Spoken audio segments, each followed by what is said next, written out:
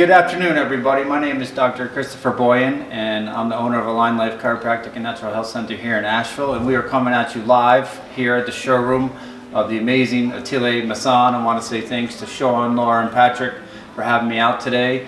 And tonight we're going to talk about a topic that should be important to all of us, and it's how our sleep affects our weight. So, everybody familiar with Tom and Jerry?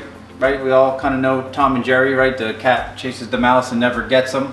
And you know, one episode I was watching Tom and Jerry, and Tom was persistent. You know, he kept wanting to get Jerry, and he was standing outside of the mouse hole and meow, meow. And Jerry, he just knew he wasn't coming out. He even would throw a fake mouse out, and Tom would get all on top of it. And after some thinking, Tom got a little smarter, and Tom tried a new strategy, and he said, woof, woof, woof, and the mouse came out, and he got the mouse. So tonight we're going to talk about some new strategies for your sleep patterns and how that's going to impact your weight. What I want to talk about, I'm going to talk about some things tonight. I want to tell you why I'm here and what I'm not going to do. Health and wellness is much more than a job for me. It's actually a lifestyle that we live, and I want to be considered a resource for you. If and when you choose chiropractic care, if you know someone that has a condition that we may be able to help, or you're just sitting around the campfire this summer and the topic of health comes up, I want to be the first person that comes to mind. What I'm not going to do is there's no special offer. I'm not going to tell you there's a life-changing event going to happen if you only sign up today and charge you a small amount of money for it. We're just not going to do that. Although when I do speak to my wife, she does feel that there should be a financial compensation for listening to me speak, but that's not going to happen either. But what will happen is I have some gift bags in you for the back. There's some hot and cold packs, some water jugs. You're going to need that this summer. Stay hydrated. And there's also some information in there about our practice. And I've also included a sleep questionnaire for you to fill out so you can track your sleep and see what habits are going on. The one thing I do need from everybody tonight is if you could just raise your hand. I need some participation, right? People that go to the gym every day and participate get a much better result. So if you could just raise your hand, and that would be great for us. I'm going to share some tips with you at the end, but I want to give you my number one tip that I actually love that helps with sleep and weight, and it's physical exercise. You sometimes just have to flip the switch and make your body tired, and you go to sleep, and it'll reset you, and you'll be much better off. Now, who here wishes they could sleep like that? Right? Sleep like a baby. When's the last time someone here slept like a baby? A couple months, a couple years, right? Well, when we go to sleep, our body has its innate design of what it wants to do, and it's trying to recharge us. It wants to recharge our nervous system, it wants to recharge your cells, it wants to reoxygenate your body because we're busy breathing all day so that we're fresh for the next day. Now, when we're under stress, what happens? Everybody here have a stressful day and have trouble sleeping? It's pretty common, right? Instead of trying to relax, our body's all jacked up, we can't sleep, and then we get less oxygen. And then the next day we wake up feeling so tired that we got beat up by a truck, and the last thing you want to do is try to exercise. Another question. Who here, when they're tired, makes a good choice? Or even better yet, who here, when they're hungry, makes a good choice? Have you ever tried to go food shopping when you're hungry? Right?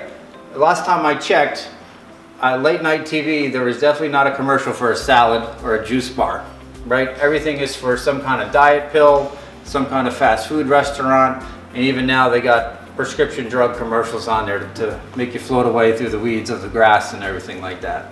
So we kind of talked about the stress part of this a little bit. You know, the poor food choices when we're tired and we don't feel good, we're going to crave the sugary foods that aren't good for us. And it's going to mess up our metabolism because we're up late at night when we're not supposed to. You know, we're designed to be from sun up to sundown. Our DNA does not have design for Wi-Fi and 24-hour service and things like that. So it definitely messes us up. In order to stay up, we do things to stimulate our body with caffeine, nicotine, and even alcohol are some of the things that prevent us from going to sleep. And then we have medical conditions, okay? Some people can't go to sleep because of what's going on with them internally. And then we have changes in our environment and our work schedule. And this is something that's really important that is way, way, way undervalued. and we have to really pay attention to this. And one of my best friends was a federal corrections officer, and he worked on the third shift. And this guy was an amazing human being, took care of himself, his family, but he just couldn't lose weight no matter what he did. But he didn't get home from work till 6 a.m. every day. And then you're up, and then he would sleep in the afternoon before he went back to work. Even though he exercised and ate right, he just couldn't lose the weight. And it was his work environment. And recently he retired and started a day job, and he's lost over 50 pounds, and I couldn't be any prouder of him. So sometimes we have to say, is this job killing us? Even though it's putting food on your table, is it really good for your health? And then we have medications. You know, I'm very, very fortunate to be alive and very proud of my family for where I am right now, because I shouldn't be here. When my father was in the military, he was given some medication for not feeling well. And on the ride home, he crashed his car, and the guardrail went through the car and broke his hip and his arm, and he should have died. And luckily he had a paramedic traveling with him to save his life, and the orthopedic trauma surgeons that put him back together, I wouldn't be standing here. So oftentimes medications are going to affect our sleep or put us to sleep and cause us to have problems. And if we eat too much late in the evening, like I said, no one's eating too much salad at 10 o'clock at night, right? All right, next slide. So did you know that over 55% of adults will experience problems with insomnia at some point in their life? What we've learned is that sleep deprivation increases is linked to motor vehicle accidents, industrial disasters, and occupational and medical errors. Yes, occupational and medical errors can happen when people don't sleep. There's a study out there from the National Center for Health and Statistics. They surveyed over 74,000 people, so roughly about the same size as the city of Asheville. And what they found was 35% of the people admitted to only having less than 7 hours of sleep a night. More than 38% of the people admitted at some point inadvertently dozing off or taking a nap during the day involuntarily.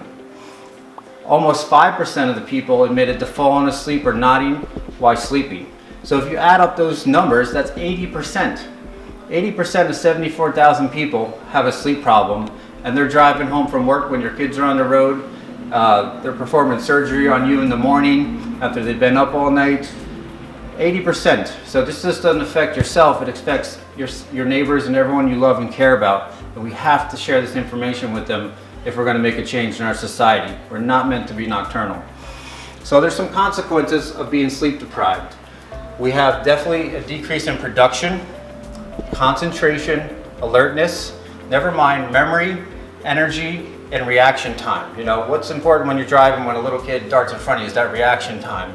Imagine being a millimeter slow on that, somebody could die on the reaction time. And then what the risk that goes up, that people are surprised about all the time, is chronic health conditions. 90% of people that suffer from insomnia also have anxiety and depression. And I guarantee you, when you're watching those late night TV shows, because you're stimulating your brain keeps going, they're showing you prescription drug commercials to help combat the problem and showing you that life is great without that. Now, there was a study done in Science Daily in 2017, and what it goes over is that children that slept 1 hour less than normal had an increased risk for type 2 diabetes. No wonder we see this increase with our kids. They're not sleeping either because they're stimulated just like their parents, because every kid has an iPhone now. I grew up in a house where there was one phone for everybody, and if it rang after 8 o'clock, nobody answered it. And now we're 24 hours available. What was also interesting in that study that we found is children that got more than normal hours of sleep had decreased body weight and decreased fat composition in their body. And what we've learned through this study is that sleep deprivation has an inverse relationship to insulin resistance, and blood glucose. And these are the things that regulate our body mass, and this is where our lack of sleep affects our weight, and our hormones get out of control, and no matter what we think we can or can't do, the weight stays on. Who here snores? Nobody raises their hand, right? Because you don't hear it.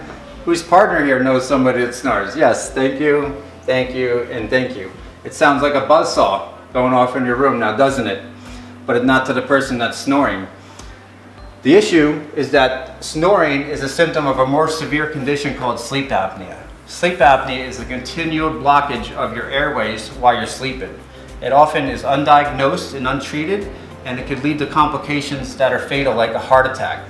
The reason that it's such a big problem is your body becomes hypoxic, which means that there's a lack of oxygen.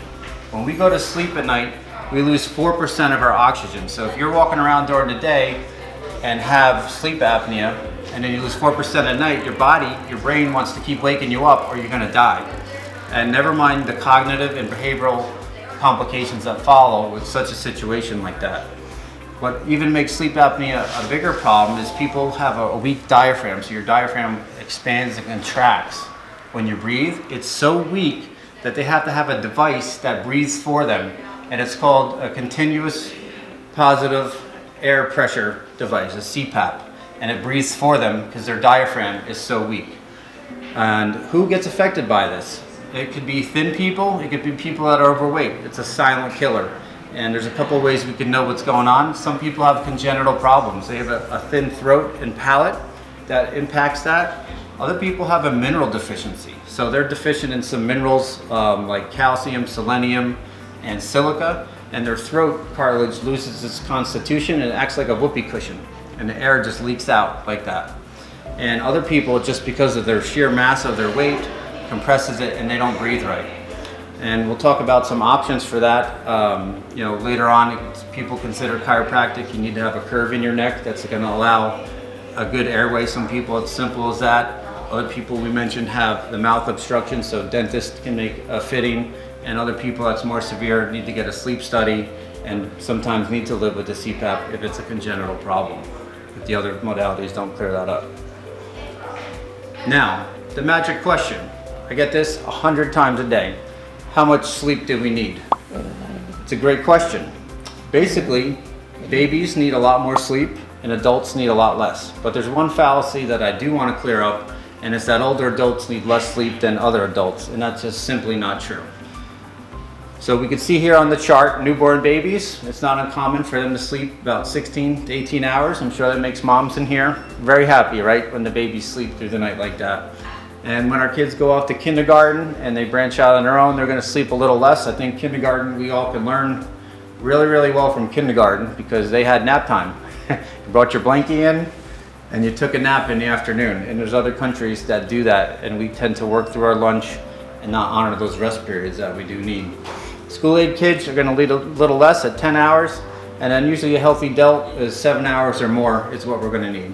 So basically what happens is the healthier you are, is the less toxins that are in your body, the less stress that you have, and the better diet that you eat is the less sleep that you need. And when those three things are off, it's going to create a bigger problem for you.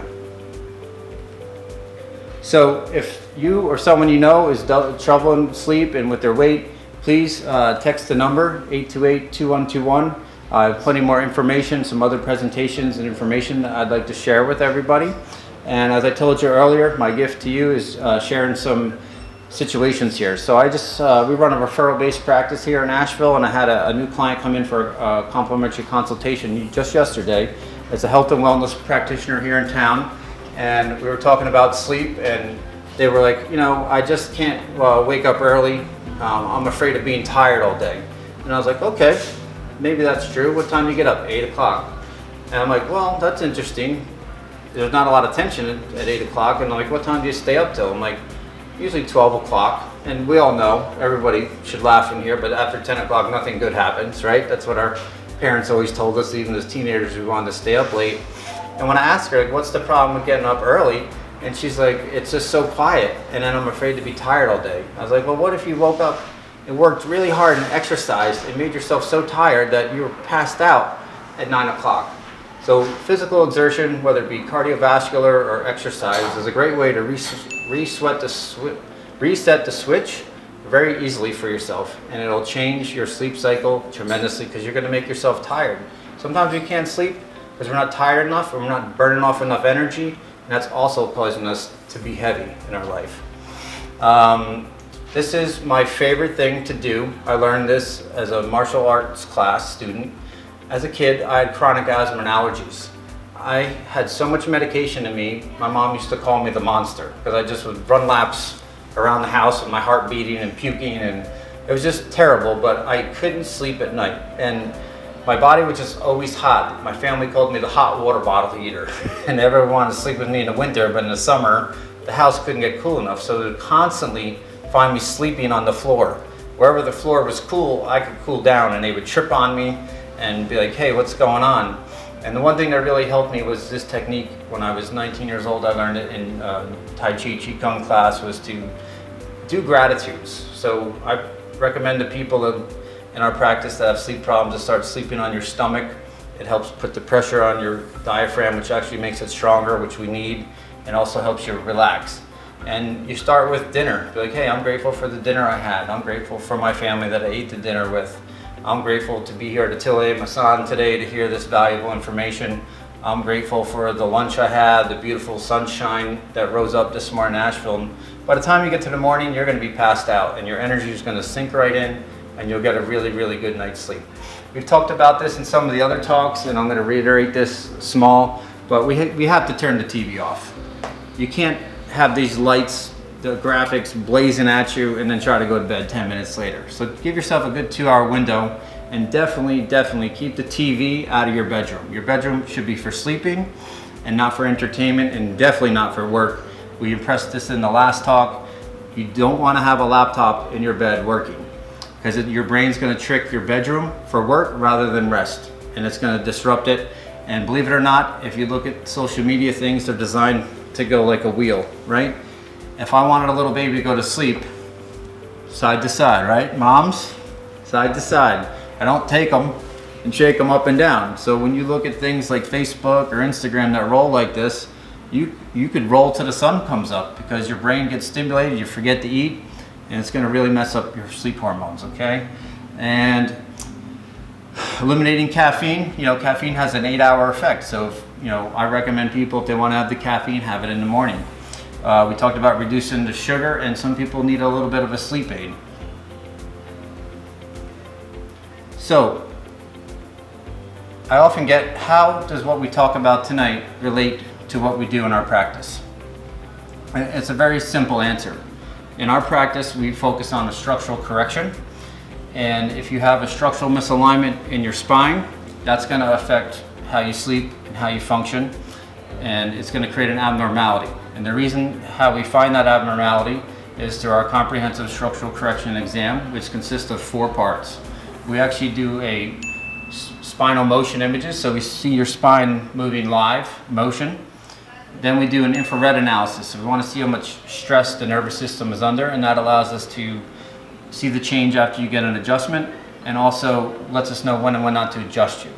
We do a digital posture scan to see any kind of alterations in the posture, which also could show us what parts of the brain are overactive or underactive that impact your sleep. And then we do any kind of orthopedic and neurological test for you. As I said earlier, the consultations are always complimentary. They're just a conversation, and there's never a commitment. And then as your gift for coming in, we give you a $75 gift certificate off the cost of that. So there's information about that in your goodie bags. I want to say thank you to everyone for your attendance, for your participation. This is a must topic that we have to share this information. People are out there dying because they're not sleeping and acting a fool. So please share this with someone. Thank you, Sean and Laura. Thank you, Patrick. I appreciate everybody. Have a good night.